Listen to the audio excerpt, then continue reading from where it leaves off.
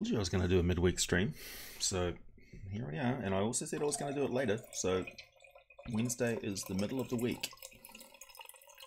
Oh, wait a minute. It's Tuesday over in the States right now, isn't it? Shit. I should probably have been doing this tomorrow. Oh, well. Whatever. Maybe somebody will show up. I don't know. I'll just talk to myself for a while. Coffee snobbery. I've been thinking about getting a coffee machine actually for when I move out to the orchard, and I'll be like 30 meters or so from the closest coffee making equipment. And I'm the sort of person who basically, hello Felix, I'm basically the sort of person who, if I was a guild navigator of the Spacing Guild of June, I would be one of those people who was inside a chamber of spice melange. So basically I'm inside a chamber of coffee all the time. How's it going, Fagram? Level 7 Warlock, hello. Bryce, hey, how's it going? Bryce, I don't know if you're a follower of me on Patreon, but I just posted on Patreon that I've got somebody who's making custom music for my Demon series. So they've done a stinger intro and things like that. So it's not stepping on your toes at all, but if you're going to make music, you've got some competition now. You need to start drinking coffee. Yes. Hello, Ranger Roy. Hello, Herbert. Brit? No, not British. Coffee? Not British. I am not British. Hello, Chris. Perhaps I should... Hello, Linguistically Oversight. I'm here, dear friends. I'm here. I've missed you all. I hope things are going well. My job and my date ran late. Otherwise, I would have been here earlier. You're not. It's just started. This is the latest stream. Okay, so I'm catering to all those people who are lamenting that I'm not available later on in the evening. This is it. This is my late show. Level 4. Hi, Elf Wizard at your service. Ew. Greetings. Hey, Moondog. Hey, Edwin. Thank you very much. So, hello, everybody. I hope the sound quality and everything is okay. Hello, Draknath. Hello, everyone. I'm not going to keep saying hello to everybody. How goes the packing? Good. There's actually a packing box in the background there, and my room is slowly clearing out of stuff. I don't actually own a hell of a lot of stuff, and what I do own, I want to cut down to about a tenth of what I do currently own.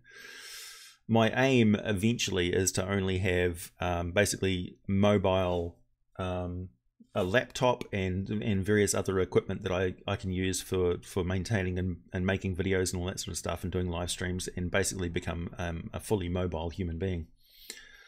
Thank you. Don't worry about yeah. Oh really? Oh okay. Cool. I'm looking forward to it, man.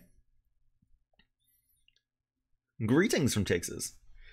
I've actually got about 10,000 relatives in Texas, believe it or not. 11,000 relatives because of the name. I don't know if they're actually blood relatives or not. How long until I'm moving? Probably a month and a bit. It's a bit tricky actually because so my parents' orchard has got a self-contained unit built adjacent to it, which my grandmother was living in. And the lady that was looking after her before she passed has been living in there in the interim while her house is being built. So I've been basically waiting on her to give notice to my parents that her house is now ready to live in, so that she will move out of the self-contained unit and go and live in her house. And she's been renting the place until then. So essentially, I'm just waiting for word. 21 days notice from them, so I can give 21 days notice here so that I can move there and move in. But as soon as that happens, I'll let everybody know on the channel. There probably won't be any disruption. There may be some disruption from the perspective of the Patreon supporters because they'll see a dip in my video output, but compared to what my previous output with what my output is now, there probably won't be any noticeable difference. Good evening. Hey Chase. Hey Pixel. Do 5th edition. Okay. Oh yeah, I see. Hobby Lobby. Good. Oh no, not Hobby Lobby, just local hobby shop. Yeah, well, essentially, I've got a theory about that actually. That if you run a what do they call it? A brick and mortar gaming shop these days. Essentially, your competition from online sales is so intense that you need to value add your venue. So essentially, your venue needs to be a social hub for gamers to come and actually do things there, like a social center of some kind. So if you're not set up for that, my advice to you, if you're running a brick and mortar store, is to become more of a community center that also sells things. And essentially, that's your safeguard against the increasingly brutal competition from decentralized suppliers. What is up? What is up is I'm here. I'm talking with you guys. I'm in the middle of making a video about Nagas at the moment. I'm basically deep in Naga research. And I actually ran a game last night. Last night was my Tuesday game because I'm in the future here. Where the... Oh, it's a long story. I don't know if you guys want to hear about my Tuesday game, but it involved a Naga, a couple of Nagas actually, a good Naga and a bad Naga, and giants, storm giants. Southern Colorado. Yeah, it is really hard to keep a group together, particularly when everybody has to travel and everybody's working and things like that. That's the good thing about being able to do this full time as well. When I'm running games over Roll20 or something in the near future. Snake people, yeah. I'll be able to really concentrate full on running a really awesome campaign for people because I don't have another job to go to. Essentially, that will be part of my job experience. Yeah, Nagas are really good bad guys. Tell the story. Hey, Gabe. Yeah, I actually got some, talking of minis and paints, I've got a lot of supplies and things. Since I'm packing up my stuff and this stuff is going into boxes and things, I wanted to show you guys what I actually work with sculpture-wise. So from somebody who's been doing it for a while, but not technically professionally, like I'm not like at the level where I could produce miniatures of the likes that you would go print runs at reprint, things like that. I will eventually be at that level, but not currently. I'm not confident enough in my my output of quality sort of thing. So this, in a nutshell, the story is that the group is in Cormier. They're essentially working for the Cormierian kingdom, and they're in a duchy, the part of Cormier which is actually run by Cormier proper, like the Cormierian royal family.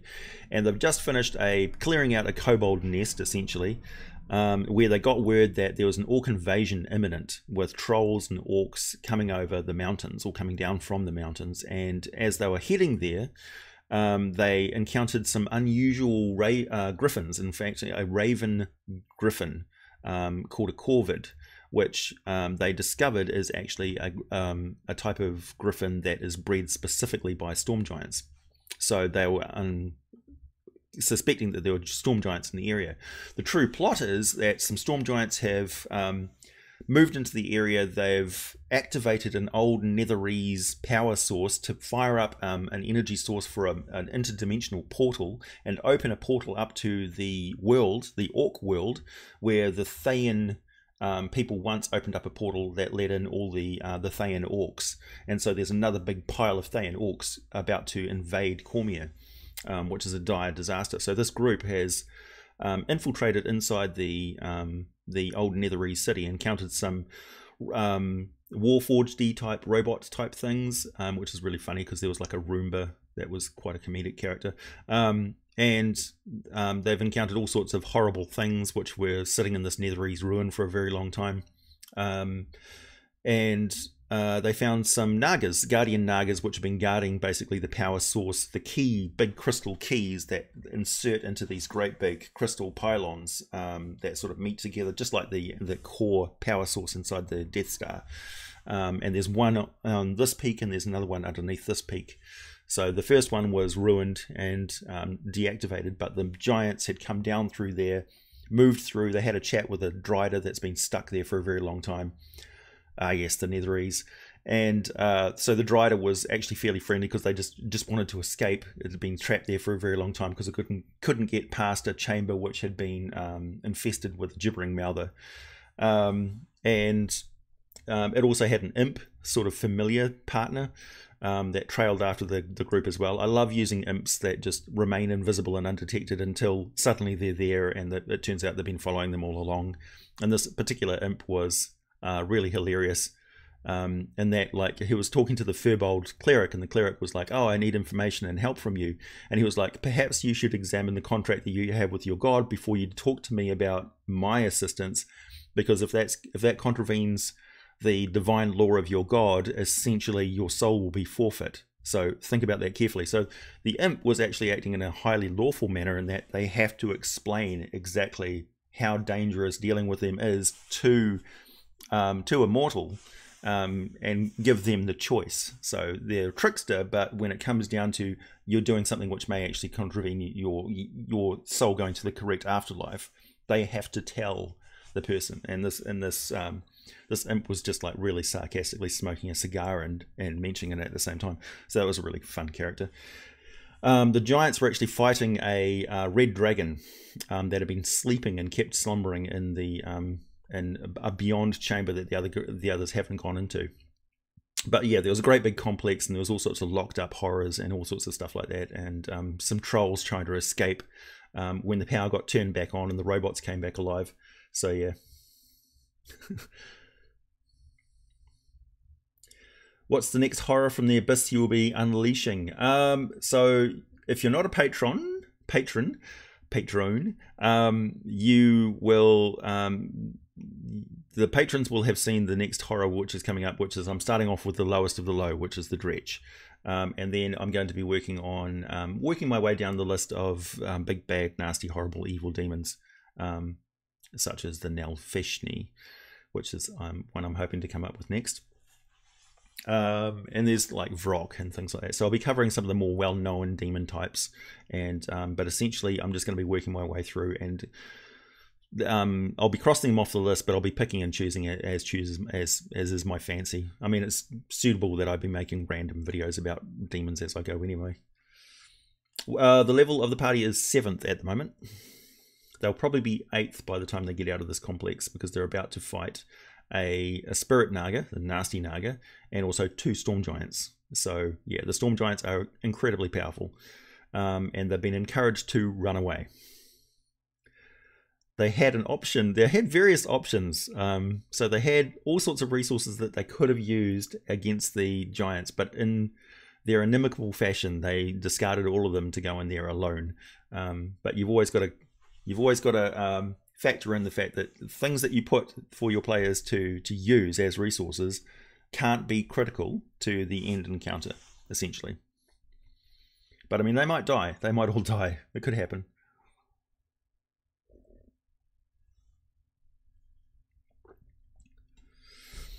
I use kobolds at all levels of play. Essentially, everything in 5th edition is available to play for any level, as long as you're using enough of them, and the environment and things like that. If you can't take out a group of 7th level or 8th level players with some goblins, then you need to re-examine how you're playing 5th edition. It's going to be a mad-ass fight, but yeah, you may want to use mob rules and things like that in the DMG. But certainly, you can kill off a bunch of 8th level players with goblins. Oh, thanks, meme.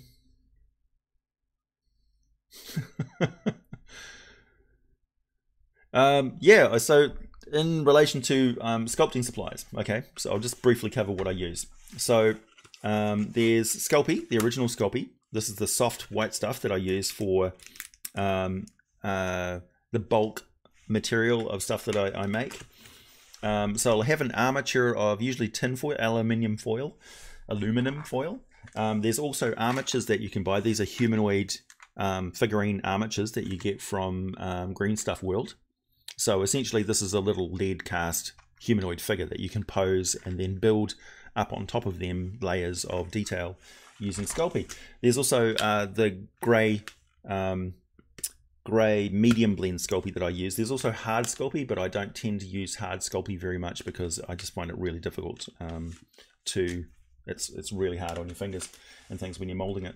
But this medium blend is really good. It's a good mixture. It's basically a mixture between firm and soft original Sculpey. I also use green stuff as well. That's usually a layer for the very fine detail over top of the Sculpey, and for very, very hard objects like swords and spear tips and things like that, I use brown stuff, which is essentially the same as regular green stuff, except this is much firmer. So it's a very, very hard detail. This is for like repairing dents in metal and things like that. So it's got some pretty good qualities. For sculpting that sort of stuff, you use a lot of spit, essentially, or water, because this is an epoxy putty, so it's not affected by water. It will set anyway, and it just basically allows you to lubricate and move the stuff without it sticking to everything. So you keep it essentially constantly wet while you're working with it, and then you use some silicon tipped sculpting tools. So these are slightly harder tipped ones here and slightly softer tipped ones there, and I've got multiple sets of these. I don't know why. I think I ordered some by mistake. And I use quite a lot of green stuff, so I use big chunks of it like that. What else? So for that, I use like a two-part epoxy glues as well. I use a lot of epoxy. This is essentially all epoxy stuff. There's various glues and things I use. This is like Testa's fast-drying wood cement, which is just dynamite for balsa and stuff like that. And this is their cement for plastic models, which is really, really good. It's basically custom designed for that sort of thing. And of course, super glue, cyanoacrylate. And I use a lot of these squeeze bottle two-part epoxies which dry clear, and I use that for eyeballs and goo, slime, that sort of things. You can mix a tiny little bit of acrylic paint with this to give it a tint of color.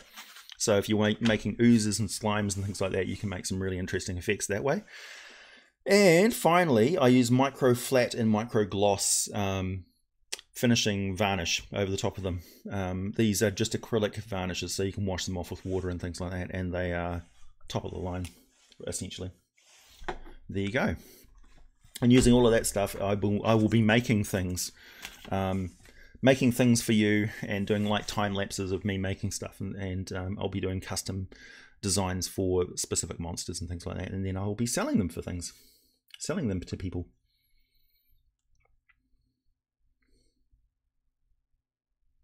Yeah, I do occasionally do sculpting tutorial type stuff. They're never very popular videos. They might be more popular now that more people are interested in and know that I do that sort of thing. So we'll see how it goes.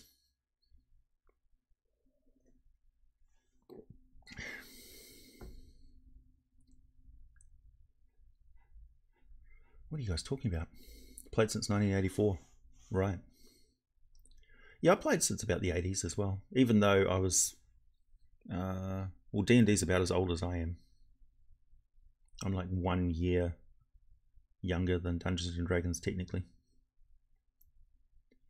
Yeah, kobolds can be wicked.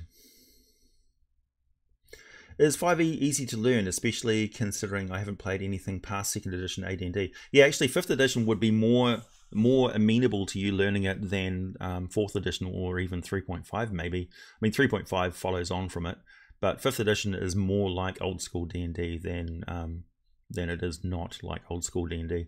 There's a couple of quirks about it. Like, essentially it's fixed the power creep that you have with more additional material coming out with bigger and nastier monsters and things. Although 2nd edition wasn't too bad for that. It was fairly okay. But at low level in 2nd edition, you could easily get killed by some big dragon. There just wasn't any chance for you to fight it really effectively. It would just kill you every single time. In 5th edition, if there's a sufficient number of opponents coming against something, the weight of numbers really counts because it's easier to hit things. There's no sort of armor classes that are completely unattainable for lower level characters to fight against.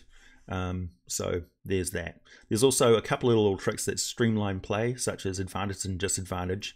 So if you have a situation where you would normally get like a +5 bonus or something to a roll, essentially you just roll 2d20s and you take the highest result. Or if you have a situation where you're going to get a significant disadvantage on a roll, such as, for instance, yeah, you just roll 2d20 and you take the lowest result, which is, it certainly speeds up gameplay and makes it a lot more interesting.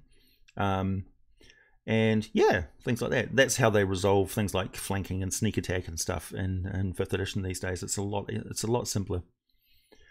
But that simplicity doesn't really take away anything from the gameplay. The narrative is still exactly the same. You're still telling the same stories and things. It's just easier to resolve situations. You don't have to do calculus. How would you ever use drain level in 5th edition? Essentially you use exhaustion levels. Exhaustion levels take care of all of that sort of stuff. So constitution drain is taken care of by exhaustion levels, and level drain is taken care of by exhaustion levels. Exhaustion levels are actually quite a serious business in 5th edition, because you've only got like 6 of them and then you're dead. So yeah, and it's hard to get rid of those.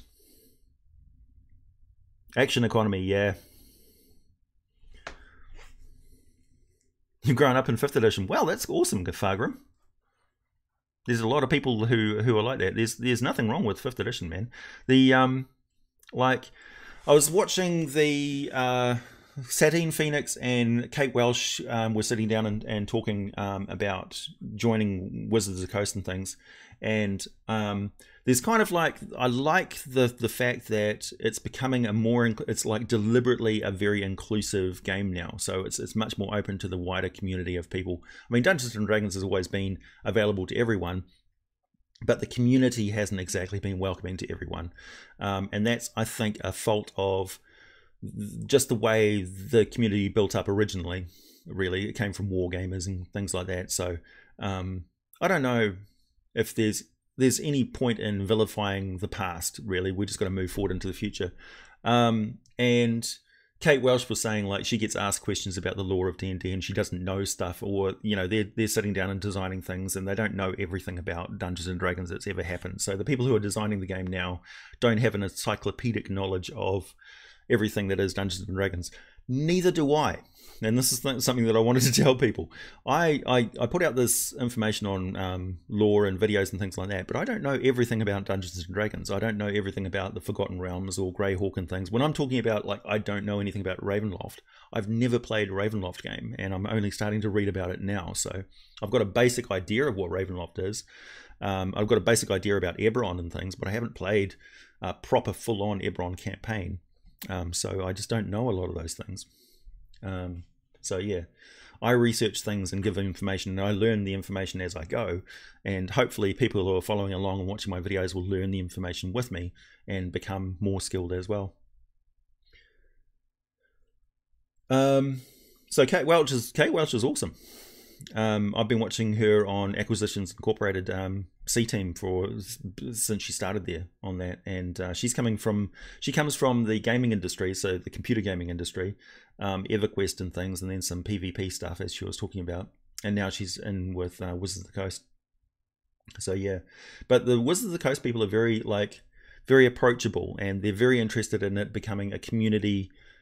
They're not interested in anyone who has that attitude of, I know about Dungeons and Dragons and you don't, therefore you're not welcome. That's the villain of the piece, really, for Dungeons and Dragons. Essentially, we want Dungeons and Dragons to be something that a mum can sit down with her kids and play at the kitchen table.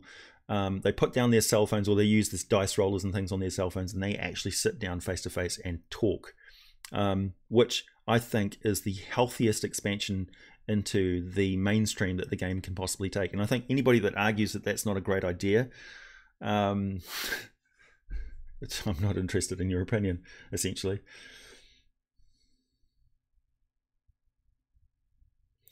Yeah, that's good, Justin. Yeah, I try.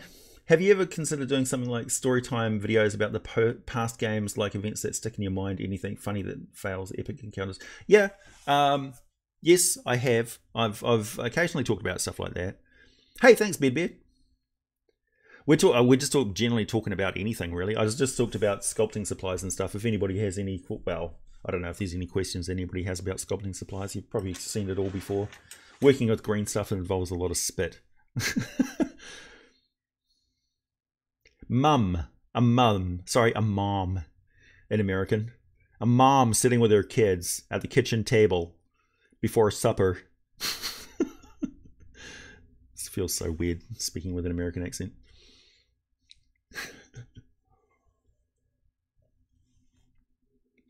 In New Zealand, we do have more British pronunciations of things.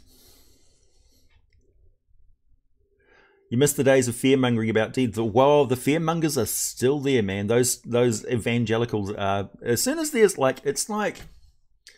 The... whenever you get something which is gaining in popularity, like D&D is very popular these days. It's even more popular than it was back when the satanic panic struck back in the 80s. So they're going into it fairly carefully, I think. Oh, really? Oh, avian-inspired dragons. Oh, that's a good question, Zonoff. What avian features, birds, feathers, beaks could work for more avian-inspired dragons? What kind of dragons? Essentially, you're looking at quartles and things like that. So, like for instance, the avian creator race that created the Aarakocra and the Kenku and the Diacorbes and various other avians, they had a mixture of draconic and avian features. So essentially, if you think about a T-Rex with feathers or a Velociraptors with feathers, which they probably had, that's what we're talking about. So it's almost it doesn't really change their body shape overly much, but they just have additional features. And one thing that might be interesting is if they had a frill of feathers that they could lift up like an expressive thing. Yeah, and more of a beak than a jaw with jagged fangs and stuff. But you can have a beak and fangs at the same time. Yeah. It sounded a little bit like John Wayne. Usually when I'm talking with an American accent, I'd be more sort of, I don't know, blah. It's all over the place. I don't really have a region that I sound like.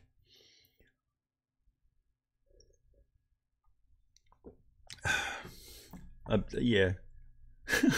I don't really want to do an American accent because was more Canadian. Well, that makes sense because I talk with more Canadians. I've got Canadian family, so some of my first cousins are Canadian.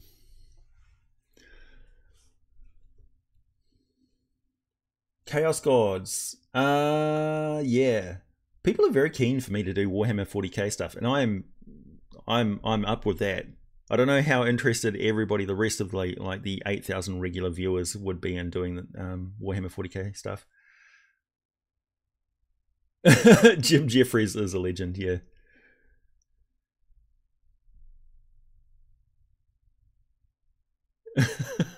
I'm bad at speaking with an American accent. Zench, yeah. Khorne, Nurgle. I think Nurgle would probably be my starting point for talking about Chaos Gods. Caleb and Chicane. I don't know. I'm quite keen on Nurgle, I think.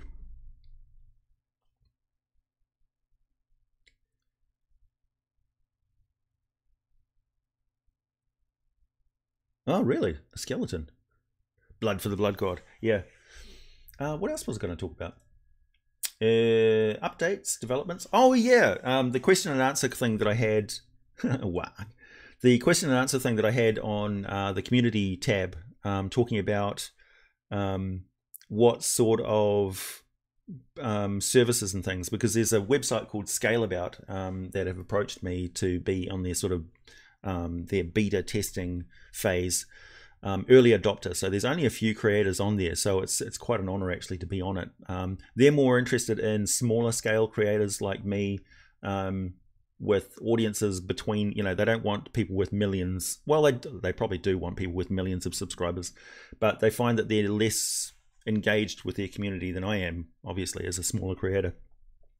So it seems like most people were interested in me making custom monsters and doing monster illustrations and things for people's campaigns, which is interesting.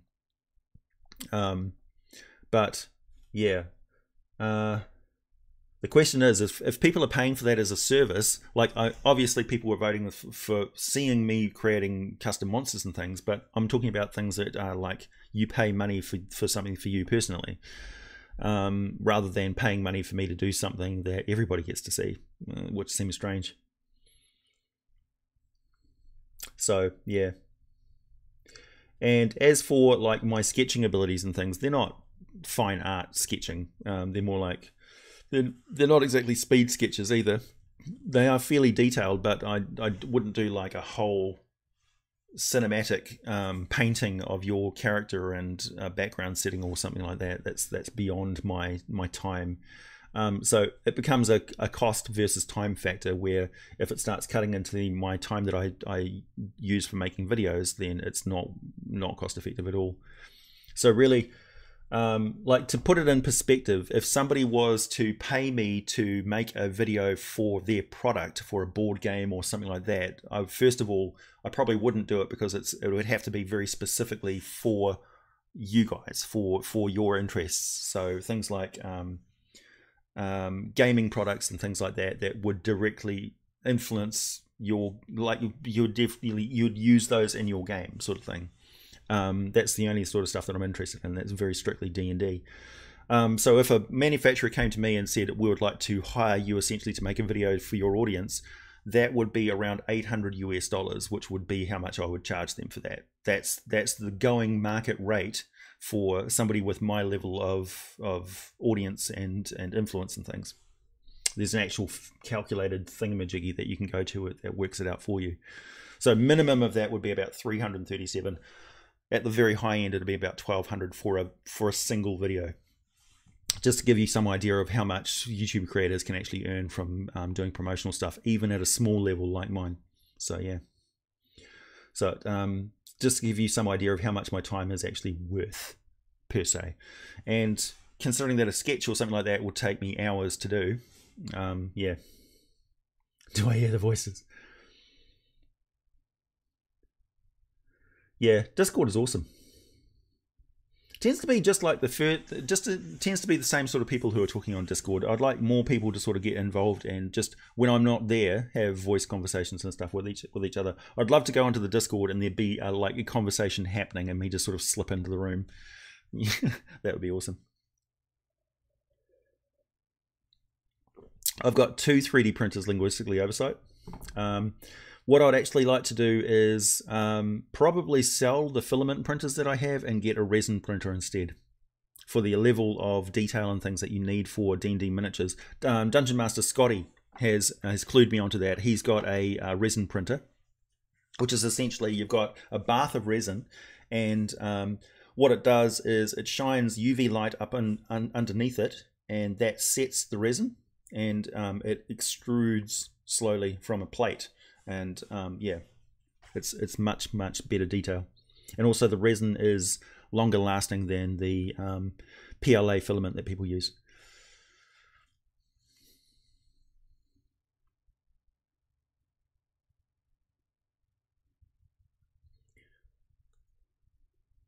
Yeah, I'm a human 3D printer. That's true. So is Scotty. Oh, that's sad, Bryce. I try and make it in there. I usually only stay for a few minutes, and if nothing's really happening, or if the conversation sort of gets going and things, I usually feel a pull to get back into making, because I get inspired by talking with people about D&D and things, and then I get back into making my scripts for things. Yeah, that's the thing. So the price of 3D printers is plummeting because people are adopting them as home appliances. Oh, does it? That's interesting. Yeah, you can recycle PLA plastic.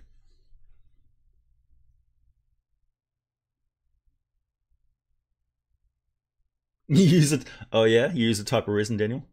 Hey, I heard that the FDA has just declared that that weed is a legit has legit medical benefits now. Sticks Hexenheimer 666 was just saying that they should legalize it immediately because the FDA has just declared that it essentially is a medicine. I mean, the FDA has got some pretty strict requirements for things, and Canada's just legalized it as well, so that's pretty amazing. I'd say the rest of the OECD nations in Europe will probably quickly fall into suit and follow the lead of the States. I don't know about here though. Maybe. I don't know. It's been widespread in New Zealand for donkey's years as well.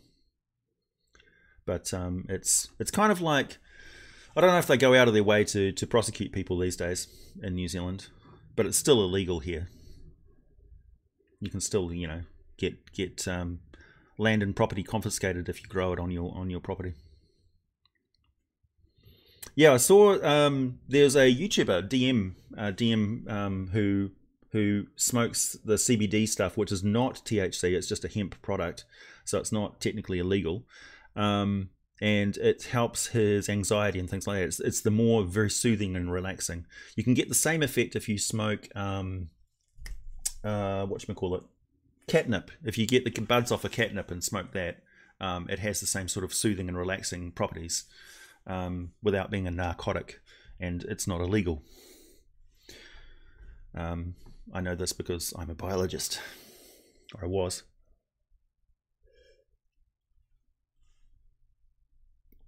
October. Oh, okay. My cousins will be happy to hear that.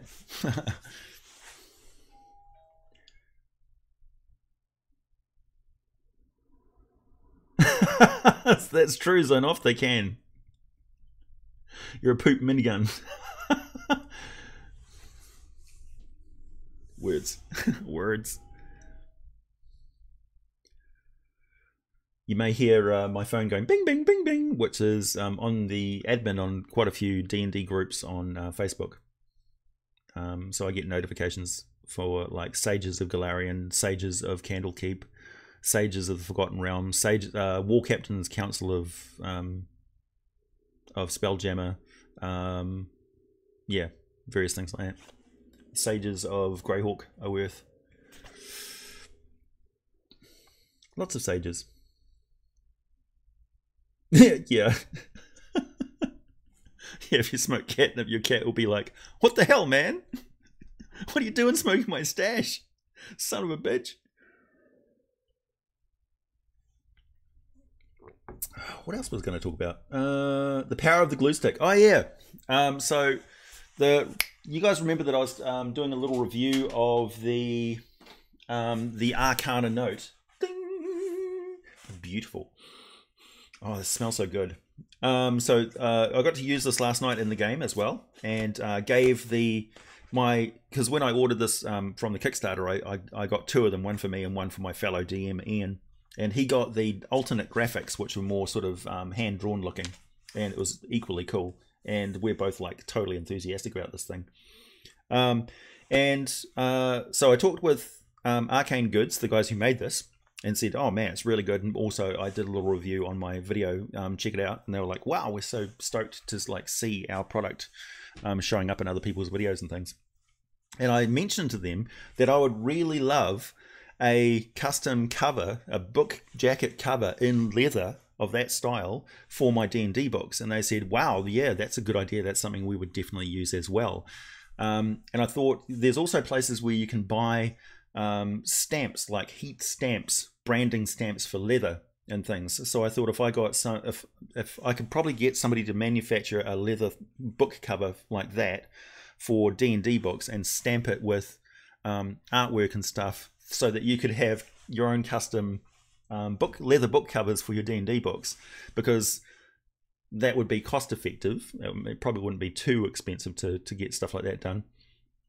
And if you guys go to arcanegoods.com and give them some feedback and say, we are interested in this as a product, please make it. By the way, the Mighty Glue Stick sent you here. We watched we saw your products and we were really enthusiastic about it, and like their D&D scented candles and things. That's the power of this community. If you guys all watch this and then get motivated and go and talk to them, then they will manufacture the stuff that you want them to, essentially. They're just a small group of people and they're looking to break into a market and get well known. So yeah. Same sort of thing with Dungeons and Dragons. Dungeons and Dragons has got millions of people playing, but only only thousands of people who talk to them. So, and they're constantly watching and listening and waiting for feedback from people, but we need to talk to them and tell them what we want. We also need to give them positive feedback on stuff as well as just negative feedback on stuff. So yeah.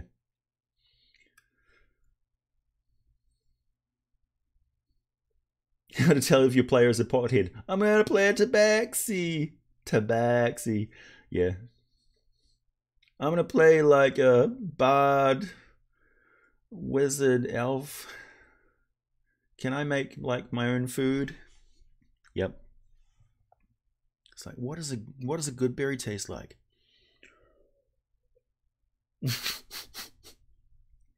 That's generally what people think of when they think of D&D scented candles. But no, it's like Halfling Bakery and Mountain Pass and that sort of thing.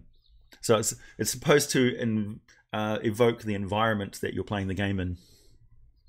What would a fetid dungeon scented candle smell like? Old socks and beer.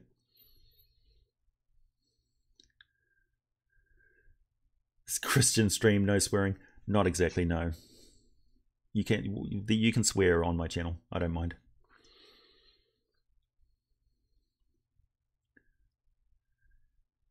Kobold, who was crippled, -3 constitution, used a rocket-powered wheelchair while summoning the Fae. Wow. Why would a kobold be summoning Fae anyway? You lost me. Really? They don't have Diablo 2 for PlayStation, do they? As far as I'm concerned, man, they should just like scrap Diablo 3 and just make endless expansions of Diablo 2. Open it up to the community to make mods. Unless they already do, in which case, oh my god. What is weed, Vsauce Music Intensifiers? We're talking about weed. Welcome to the Gluestick. We're talking about weed today.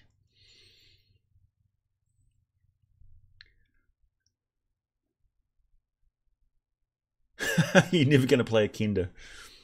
You're missing out. If my brother's there. Right. Yeah, I would never get drunk or otherwise intoxicated and play a game of D&D unless everybody was at the same level. I mean, you can't... Ugh, that's just crazy. How would you keep track of everything?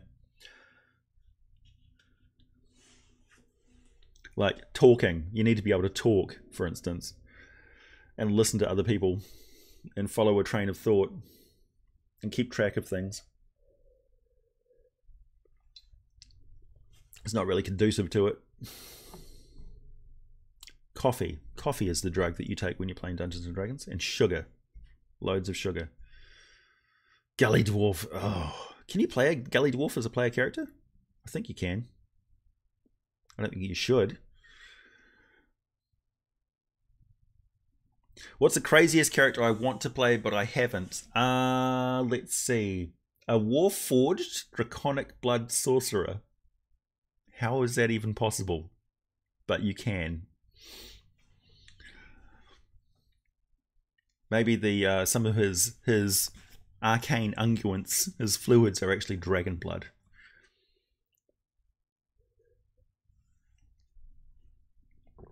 A tabaxi who's actually got the blood of a Rakshasa.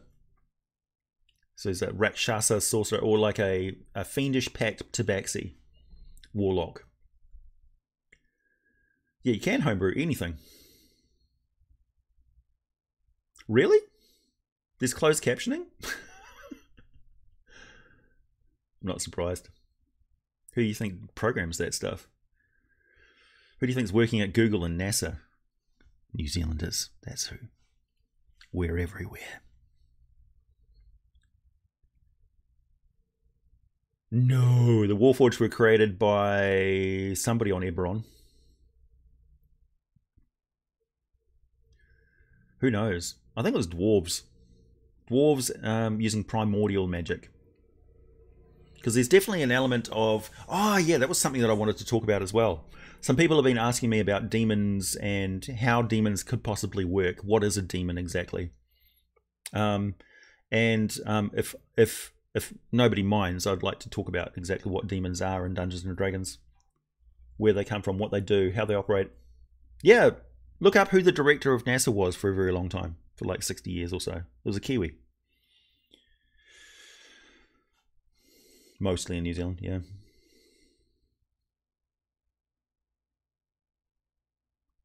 They're mortal souls in constructs. So in this case, the soul was a Dragonblood sorcerer. Power comes from the soul. That's why souls are valuable. That's my way. That's perfectly valid.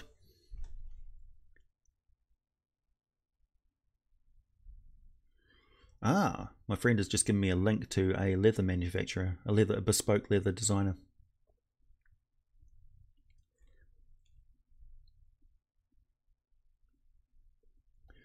So yeah,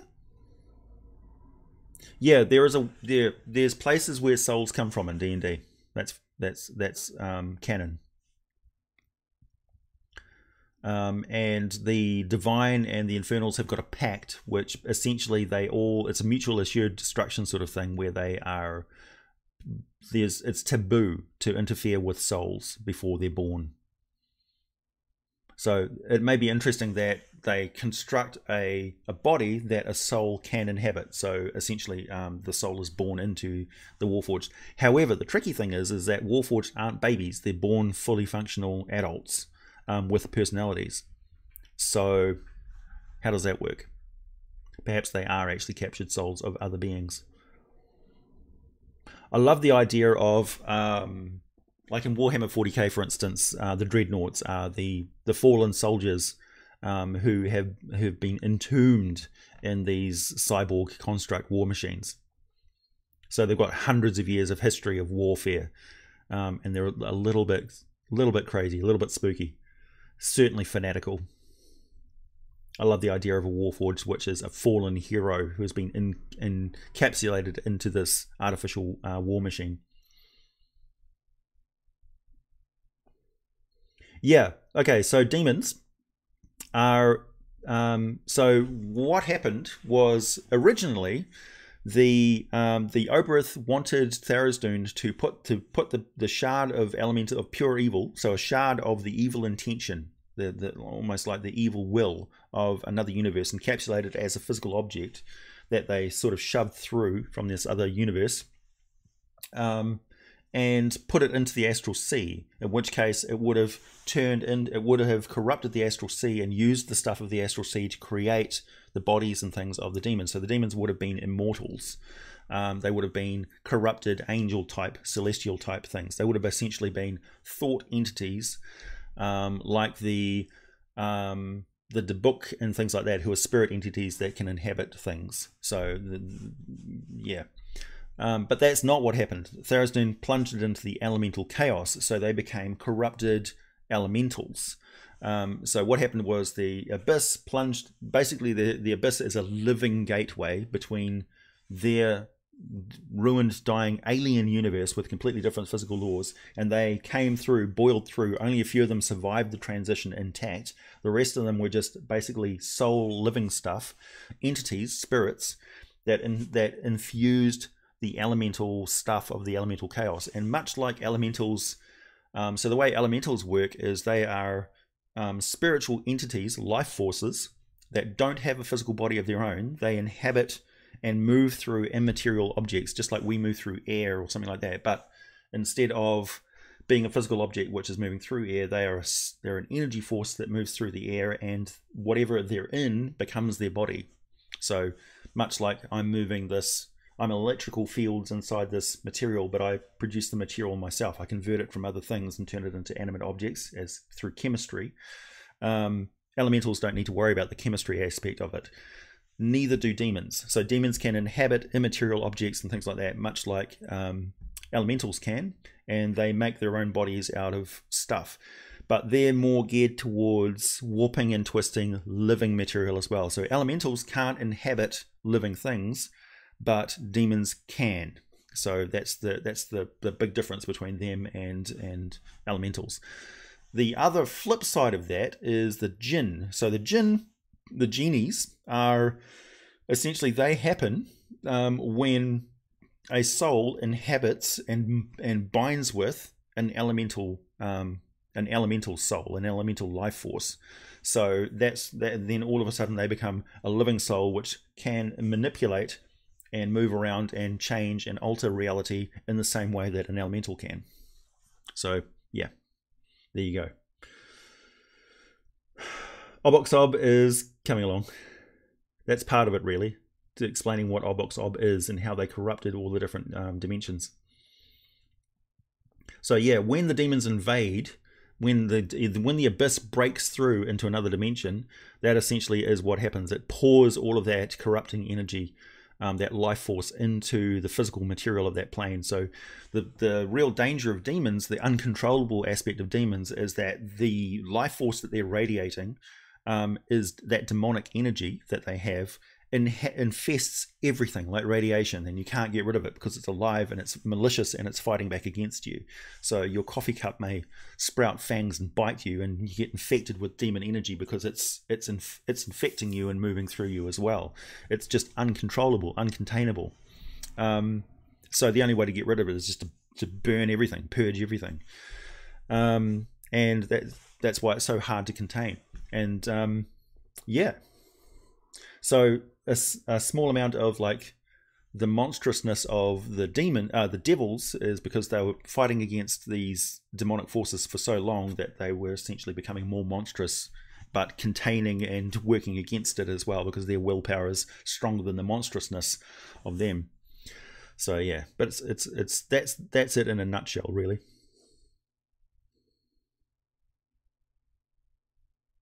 Flesh-crafted biomancer that makes super soldiers, so get the same sort of power that the Cypriacs have, for instance, and turn that into an ability of whatever type of monster template that you want to use for making that flesh crafter, essentially.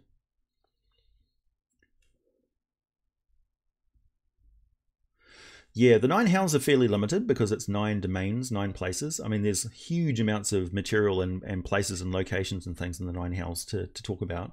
But the Abyss is 666 known layers and an infinite amount more. So it's way more complicated and bigger.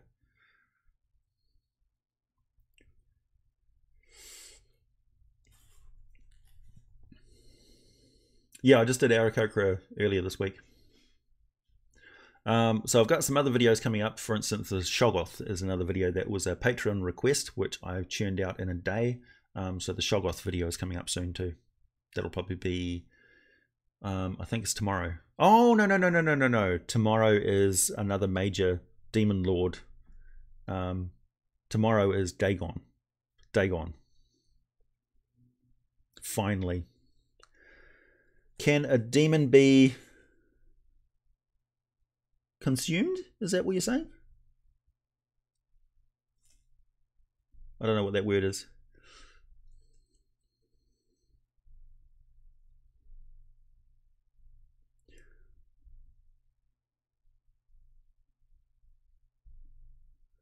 Ah. A desert. Oh yeah. What plane would I cover next? Probably Hades, actually.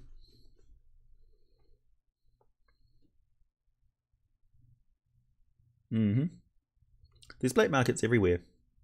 We have like buy, sell, and exchange. Essentially, a backyard sale is a black market because it's unregulated and untaxed.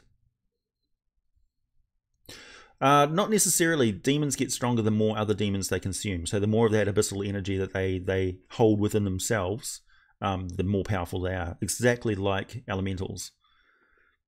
Yeah, don't eat demons. Oh, consumed as an eaten? No, I wouldn't do that if I were you. There are entities that cannot be corrupted by demonic force. So any creature, particularly immortals and like beings from Mechanus and beings of ultimate law, that can't be polymorphed or shape changed in any way, are essentially immune to demonic corruption. And that includes some monks, some druids, some clerics, and paladins of high level. Thanks, Dustin. It's possible to prevent an immortal from existing freely, but the word immortal pretty much sums up that they can't be killed. They can be destroyed sometimes, but there's usually some means of bringing them back.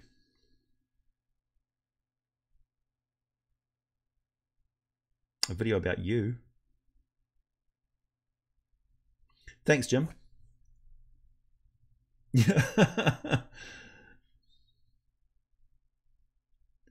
Yeah, Lovecraft. There's so much Lovecraft in the earlier D&D, and it's kind of infused in the Far Realm as well, cosmic horrors and things. Because like you see that in my videos, I talk a lot about the cosmic backstory of things, the larger picture, as well as like little things.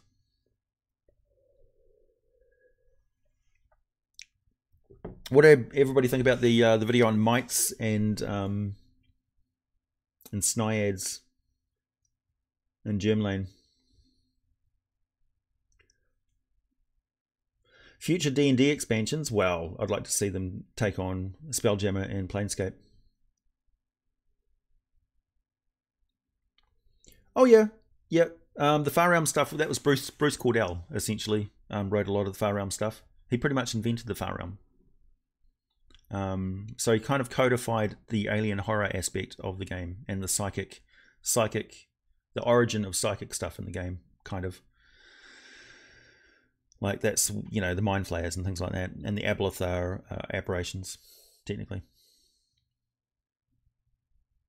Hey, Besaid. I don't know if I said that right. Hey, Ricky. Yeah, wish spells can do a lot of things. It depends on how you word them exactly. Night zone off. Oh, cool. Thanks, man. Yeah, exactly. The Lady of Pain can basically trap somebody in a maze dimension. So she could just shove an immortal in a maze dimension and they'd stay there until they figure out that there's no way out.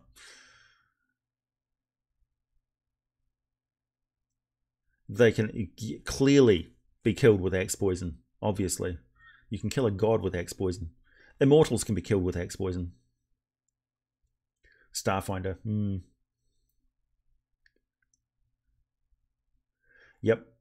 So the next video that I want to make for Planescape is talking about factions. I've got this script half written. What's my favorite book that Wizards have put out? Probably, like, sourcebook wise, there's the Lost Empires of Faerun was one of the best lore type books. The Complete History of the Realms is really good.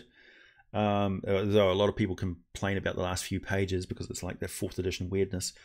Their book from the last edition about Undermountain was a really good source. No, the Underdark was a really good source book. The Stormwracked Cityscape, like the environmental series of source books were really good as well. I also think that Paizo's Dungeon Mastery source book is also supremely good. What is axe poison? It's classified. Talking about class and race? Yeah, maybe. What spell do I consider stronger than Wish? I don't know. Probably Mythals, like some high-level rituals. There's a lot of, as you probably know, there's a lot of additional homebrewed material. There's more homebrewed material now than, oh boy, it's unlimited, the amount of creative talent out there that's producing PDFs and things like that for the game. It's incredible. You can find almost anything you want. If you want to expand the game in any particular direction, go to the DM's Guild and you'll find something. Usually pretty good stuff.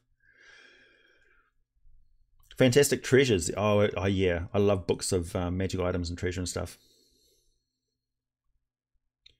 Axe poison, yeah. Anti-wish. That's true. There are ways to thwart a wish spell. Paizo's Dungeon Mastery is one of the best books. Yes, that's true. Just because it, like, yeah,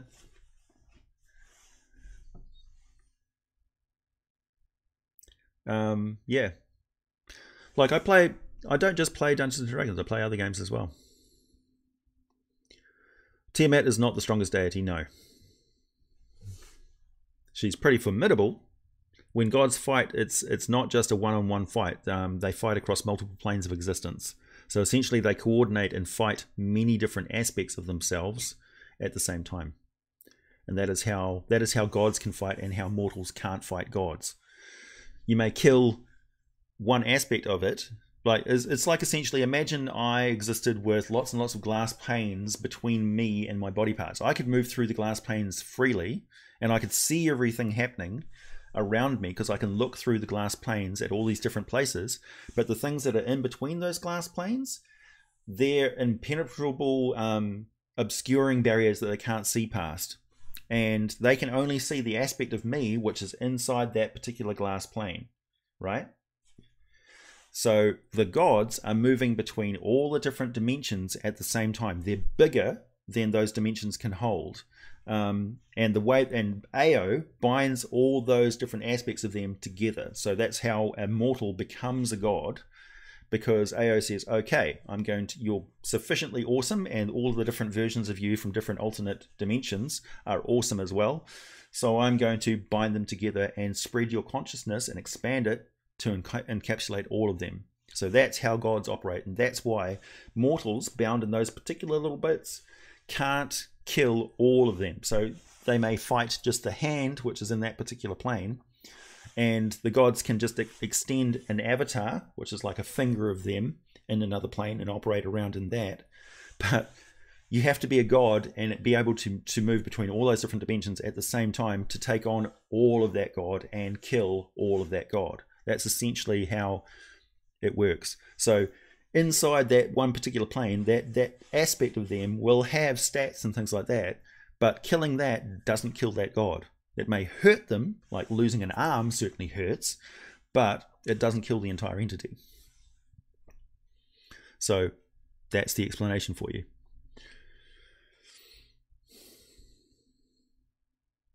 Yeah, the gods are staring into little petri dishes. That's true. They are bigger. They transcend dimensional barriers. They're trans-dimensional. They're super-dimensional. Yep. Like the Chi hand. Buddha hand. Also, the gods on Faerun, for instance, are restricted to certain environments and territories because of mutual agreement among themselves. So they have limitations that we're not aware of as well as player characters. Yeah. Killing all believers will certainly weaken that aspect in that particular pain of that plane. So in that plane, that they'd find it very hard to do anything because they've got less energy so they draw on the will of their followers to do stuff. And if if they don't have any followers and nobody believes that they're there or can do stuff, they find it very hard to move through there. Because essentially all of the power that they would have, all the agency they would have, is given to other deities. Their portfolios are enforced by other deities in that particular place. Kung Fu Hustle, yeah. One of the best movies ever. Yep, demon lords and archdevils, same sort of diff. Essentially, they're so powerful that they've become independent entities. They're no longer a type of demon or devil. A lot of the super powerful demon lords are actually primordials. They're primordials that were corrupted by the abyss when it moved into their planes of existence. So they're elemental beings that were super huge and powerful to begin with, that became corrupted and became lords of the demon kind.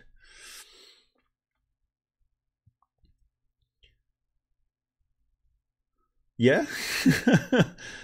Yeah, well, I may just do podcasts like this where I'm just talking about how things operate as a podcast for patrons. So essentially it'd be like a recording that I post up there for them. But I don't know, if I'm using Anchor, the website Anchor, I'm not sure how that would work. But I'm quite happy to just rattle on about stuff.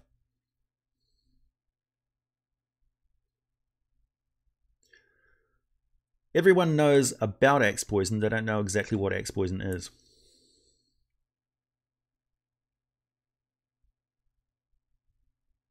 Who's Grimtooth?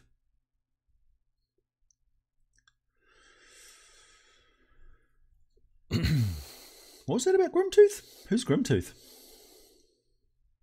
Yeah, the DM is the strongest entity. The DM is essentially AO, or IO, or AE. Castus's avatar can no longer be cast on the world of Toril.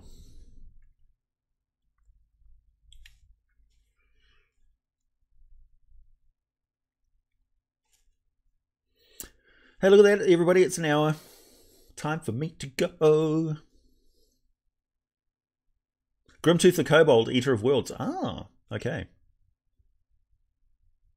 Let's do a video on Kurtlemuck.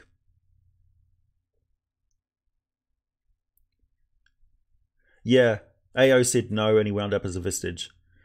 He's wound up as a vestige because he was disallowed entry into any divine domain. So essentially he became an outsider. He was shoved. He said, no, your soul is not welcome here, you idiot. Plus he was a bit of an uber dick as a archmage anyway. Super genius, but a real tool.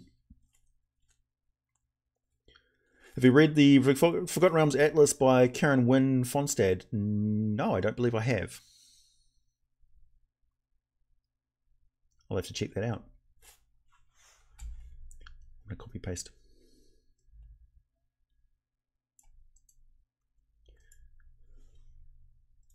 There we go. I'll look that up in a mo. Take it easy, everybody. I'll be back again with our usual scheduled stream on Saturday at the earlier time. But I should actually be doing these on Wednesday next week instead of Tuesday. Tuesday's a little bit weird. Tuesday for you, Wednesday for me. So it'll be Thursday for me, Wednesday for you, around about this time in the evening that I'll be doing midweek streams, if that suits everybody.